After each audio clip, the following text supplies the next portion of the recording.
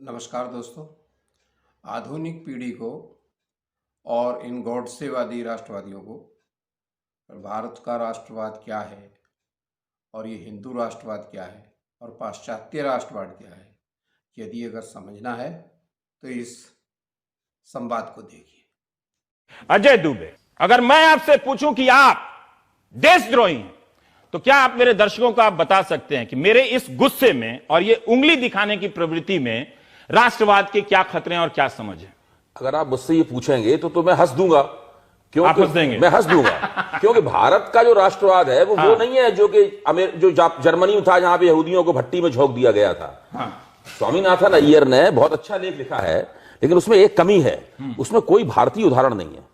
और वो कमी मैं पूरी किए देता हूं। जब हिंदुस्तान में 1942 में कांग्रेस ने भारत छोड़ो आंदोलन की अपील की, तो उस वक्त अंबेडकर भारत छोड़ो आंदोलन के खिलाफ थे। वो तो ब्रिटिश सरकार के अंग थे। राष्ट्रीय स्वयंसेवक संघ ने आधिकारिक रूप से भारत छोड़ो आंदोलन में भाग लेने से इनकार कर दिया था। सावरकर भारत छोड़ो आंदोलन के खिलाफ थे। कम्युनिस्ट पार्टी भी भारत छोड़ो आंदोलन के खिलाफ थी। लेकिन क्या गांधी जी ने उस वक्त, जबकि भारतीय राष्ट्रवाद की अभिव्यक्ति, राजनीतिक अभिव्यक्ति अपने चरम पे थी और भारतीय आजादी के लिए संघर्ष हो रहा था, इनमें से किसी को देश का गद्दार कहा? इसमें किसी को राष्ट्र विरोधी कहा? किसी की देशभक्ति के ऊपर कोई शंका की? गांधी जी ने ऐसा नहीं किया। ये सब लोग स्थायी रूप से कांग्रेस के मैं ये कहता हूं, गांधी जी इतने बड़े नेता उस वक्त भी थे, और मैं तो कहता हूं अपने देहांत के बाद आज भी इतने बड़े नेता हैं, सब लोग उनकी नाम की संबई भरते हैं।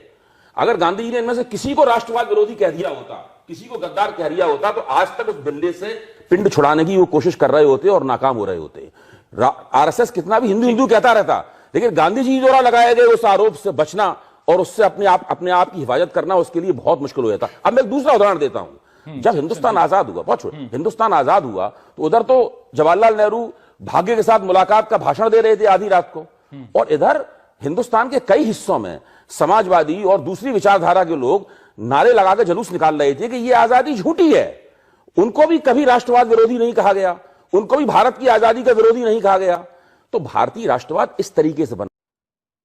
पिछले 10 साल से कम जब से ये प्राइवेट चैनल बूम आई है, मेरा ये मत रहा है कि ये जो मीडिया जो है ये लोकतंत्र का चौथा स्तंभ नहीं है।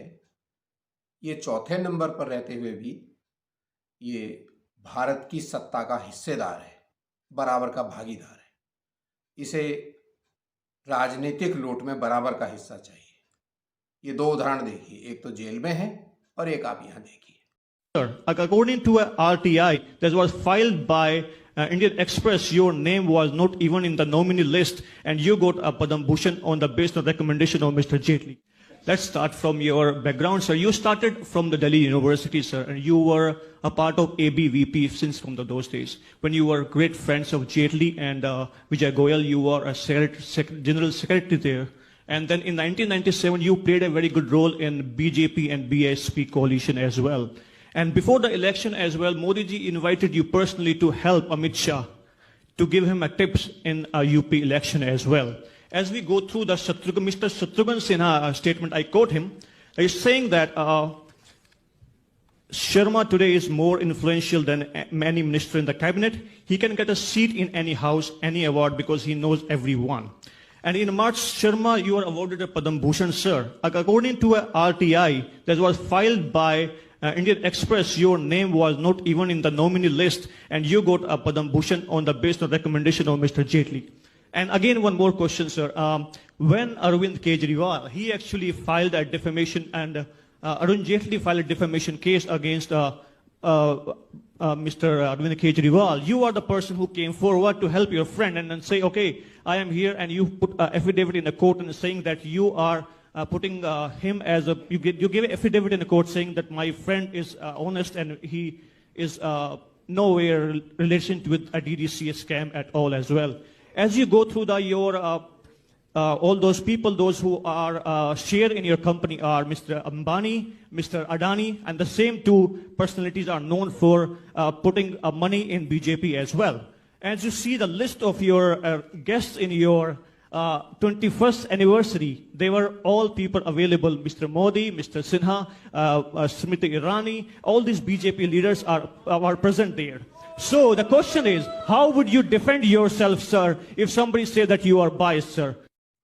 मध्य प्रदेश के तथाकथित महान शिवराज मामा के भूतपूर्व मंत्रियों का खुद भारतीय हिंदुओं के प्रति व्यवहार देखिए। इन दो क्लिप में सबका साथ सबका विकास और वो भारतीयों के साथ कैसा व्यवहार करते हैं ये स्पष्ट होगा। हेलो हेलो, हाँ जो ना, हाँ सुखराम बामने जी बोल रहे हैं? हाँ भैया बोल रहा हूँ सुदीप भाई।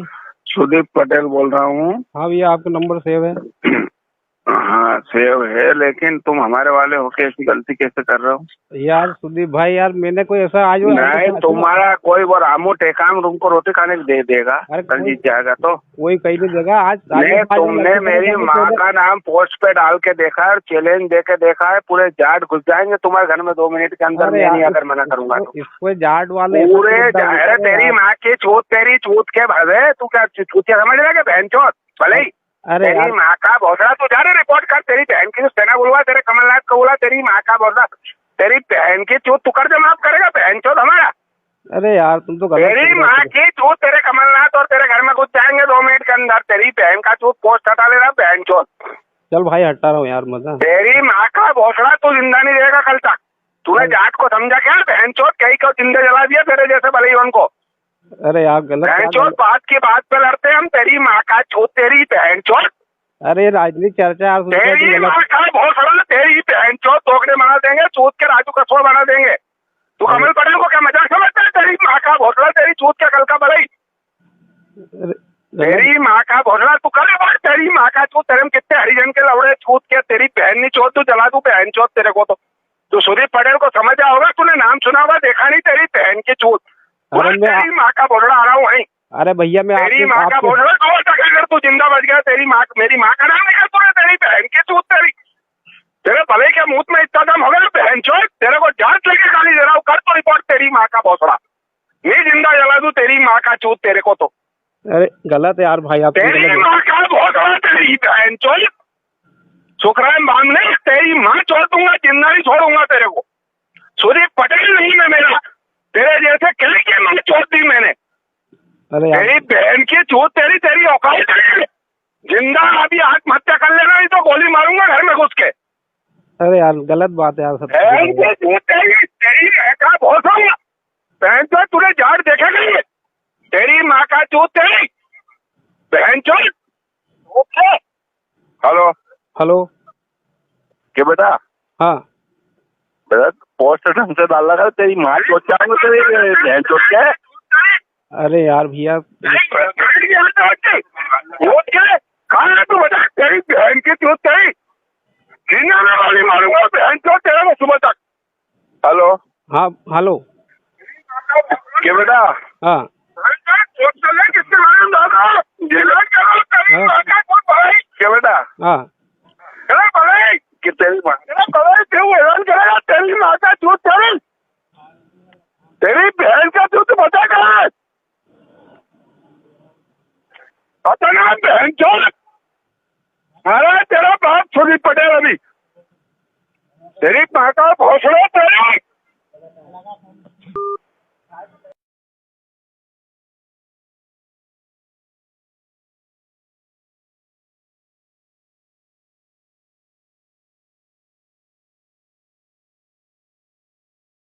हाँ कौन? गौरी? हाँ कौन भैया? लाखन सिंह यादव बोल रहा हूँ, एक्स मिनिस्टर। आदरणीय श्रीमान जी को सादर प्रणाम। मैं ये कह रहा था यार, ये डबरा के ये बात हम क्या लपड़ा है उनके साथ? हाँ यादव जी, नेताजी ऐसा है, इन्होंने फर्जी जाति प्रमाण पत्र के आधार पर कई नियुक्तियां पाई हैं इन लोगों ने, है ना। और मैं एक RTI कार्यकर्ता हूँ जिसने व्यापम में कई शिक्षक भर्ती घोटाले में कई ओपन केस किए हैं मैंने, जिसमें एक ही अनुसूची पे हजारों शिक्षक नौकरी कर रहे हैं। और इन बाथरूमों ने OBC में रहते हुए ST में जाति प्रमाण पत्र बनाए गए हैं इन लोगों ने, जिस आधार पर इन्होंने, मतलब पुत्र OBC में है, पिता ST में है, कहीं पिता OBC में है तो पुत्र ST में है। आप बताओ नेताजी कैसे होगा ये मेरा मामला और कोई मामला ही नहीं है। बताइए आप। गौरी मैंने एक बार तुमको और बात किया था एक प्रकरण में, याद है तुमको? जी जी जी। मैं ये कह रहा हूँ तुझे इतनी दुश्मनी लोगों से काहे के लिए ले रहा है? ये देश है, देश में बहुत सारे ऐसे काम चल रहे हैं, तुझे क्या इतना वो इंटरेस्ट है इन सब लोगों से? तू दुश्मनी इतनी ले रहा है लोगों से, क्या मतलब क्या वो है? अब ये क्या मेरे कार्यकर्ता जिनकी तूने वो लगाया है, मैं ये नहीं कह रहा कि वो एसटी नहीं होंगे, कई जगह जो है ये बात हम वही एसटी में भी आते हैं, कई जगह ओबीसी में भी आते हैं। ऐसा है नेताजी, अगर एसटी में आते हैं तो प्रमाणित करें भाई। मैं तो वेरीफाई करा रहा हूँ ना, सब लोगों की अंकसूचियां हुई और सब लोगों के जाति प्रमाण पत्र हुए। भाई एक चीज बताइए, चलो एसटी में आते हैं, चलो पिता अगर एसटी में आता है तो भाई पुत्र को भी एसटी में आना चाहिए, है ना? अगर पुत्र अगर ओबीसी में है तो भाई पिता एसटी में कैसे होगा फिर? भाई ये बताएं आप मुझे। और फिर नहीं, दुश्मनी वाली बात नेताजी ऐसा है, सुनो, क्या है, मैं आपसे क्षमा चाहता हूँ कठोर शब्दों के लिए। दुश्मनी की तो ऐसा है कि अच्छे काम में दुश्मनी सब बुराई सबकी होती है ना? ये तो एक अच्छा काम है। भ्रष्टाचार को हम लोग खत्म करना चाहिए, है ना, सब लोगों को मिलके। ये तो अच्छे भले पढ़े लिखे शिक्षित लड़के नेताजी रोड पर घूम रहे हैं और ये लोग फर्जी तरीके से ये नियुक्तियां पा रहे हैं, बताओ। चलो अच्छी बात है, फिर देख लेना। तो मैं तो चूंकि वो मेरे कार्यकर्ता थे, अगर आपको लग रहा है तो देख लेना, फिर कर लेना जैसा आपको। हाँ मुझे पता है, वो आप ही की धमकी दे रहा था कल मुझे मोबाइल पर। आप ही की धमकी दे रहा था, मैंने रिकॉर्डिंग कर ली है कि मैं लाखन सिंह यादव का खास आदमी हूँ। संजय सिंह को जानते हो, मैं नहीं जानता हूँ संजय सिंह को, कि मैं उनसे बात करता हूँ, अभी मैं आता हूँ। भाई आप ही की धमकी दे रहा था वो। मैंने आज मीडिया बोला होगा उसने, चूंकि अपने साथ जुड़े हैं वो लोग, तो निश्चित तौर पर बोल दिया। तो भाई दम तो आप ही की है ना उस व्यक्ति को। हाँ बिल्कुल बिल्कुल, दम तो आप ही की है ना। तो उसी चक्कर में तो आज मैंने मीडिया बुलाई आज सारी शहर की कि साहब मंत्री जी का एक्स जो मिनिस्टर साहब है। बिल्कुल बिल्कुल, तू मीडिया बोला, पूरी ताकत लगा लेना, ठीक है? जी जी, उनको जो फांसी सजा हो जाए तो सब करवा देना। जी जी बिल्कुल, ठीक है जी बिल्कुल। ओके। आप पर केवल भाषा और शब्द हैं तो आप पीएम नरेंद्र मोदी जैसी लफाजी कर सकते हैं, लेकिन यदि आप पर केवल ज्ञान है तो कोई ज़रूरी नहीं कि आप अच्छे भाषण दे सकें। लेकिन यदि आप पर भाषा, शब्द, शब्दकोश और ज्ञान तथा प्रवृत्ति में ईमानदारी हो सामाजिक सरोकारों के प्रति, तब आप देख सकते हैं कि कैसे स्पीच दी जाती है। देखिए इसमें कन्हैया कुमार को। मोदी जी हम है नहीं कि कागज में लिख करके जो है सबको गोर लगे छी कि हर पीला चीज सोना नहीं होता है और हर भगवा वस्त्र पहना इंसान योगी नहीं होता है। सीता जी का हरण भी रावण ने साधु का वस्त्र पहन करके किया था, इस बात को याद रखिए।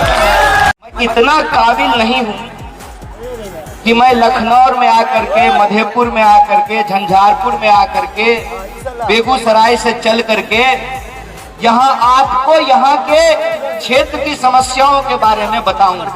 ये तो वही बात हो गई ना कि दिया जो है वो सूरज को रोशनी दिखाने की कोशिश कर रहा है।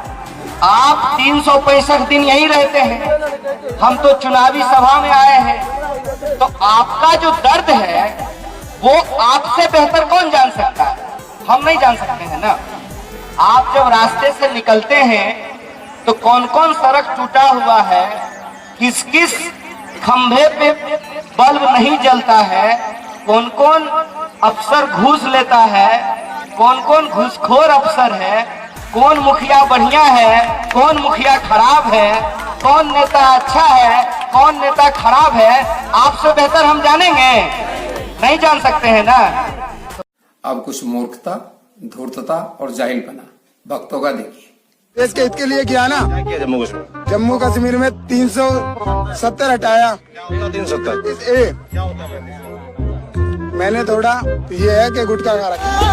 मोदी का भक्त हूँ जी। बाकी हाँ, क्यों भक्त है मोदी के? क्योंकि आप मोदी के बारे में जानते हैं, जैसे देश और विदेश में उन्होंने भारत का नाम ऊंचा किया है, ऐसा आज से पहले कभी पहले लोग नहीं जानते थे भारत का नाम विदेश में। नहीं जानते होंगे, लेकिन वो ऐसे ही जानते थे। जैसे अब आप क्या कहें उसके बारे में? कह दीजिए। कांग्रेस समर्थक तो कहते हैं कि इंदिरा गांधी ने पाकिस्तान को 2 हिस्सों में बांट दिया, बांग्लादेश बना दिया था। नहीं, तो उस वक्त विपक्ष कैसा था? विपक्ष उस वक्त हमारा था। विपक्ष हो गया था। नहीं था भाई साहब, कुछ ज्यादा नहीं हो गया? तो कौन सा प्रधानमंत्री है जो भारत में एशियन गेम्स लेके आया? हमारे मोदी जी लाए। सर ये बताइए, भारत को नॉन अलाइंड मूवमेंट का लीडर किसने बनाया? मोदी जी ने बनाया। सरकार को तो तुरंत ये दोनों जेएनयू और जामिया बंद कर देनी चाहिए। जेएनयू के पढ़े लिखे लोग जो अभी सत्ता में हैं, उनके बारे में आप क्या कहना चाहते हैं? अफजल गुरु भी जेएनयू से ही पढ़े। अफजल गुरु भी उसी के विद्यार्थी। अफजल गुरु जेएनयू के थे जी। निर्मला सीतारमन कहाँ से पढ़ी हुई हैं? वो तो बीएचयू की छात्र है शायद। सबको पता। फिर भी जैसे एनआरसी क्या इतना मैं पहले भी बोला था, मैं अधिक नहीं बोलता, मैं छोटी शब्द से जो मेरा बोलना। मैं ये जानना चाहता हूँ एनआरसी का फुल फॉर्म क्या है? अब उस चीज को छोड़ दो, फुल फॉर्म को छोड़ दो, सब कुछ छोड़ो। आप में से कोई बता सकता है? क्योंकि यहाँ से आपसे जानकारी चाहिए ना, एनआरसी क्या है उसके बारे में। हमारे और भी मित्र हैं, सबसे पूछिएगा तो सबका शायद यही जवाब होगा, जो हमारे जवाब है वही जवाब। नवंबर को बिहार के तीसरे और अंतिम फेज का चुनाव है। हे बिहार के मतदाताओं, कल सुबह से ही जमकर मतदान करो।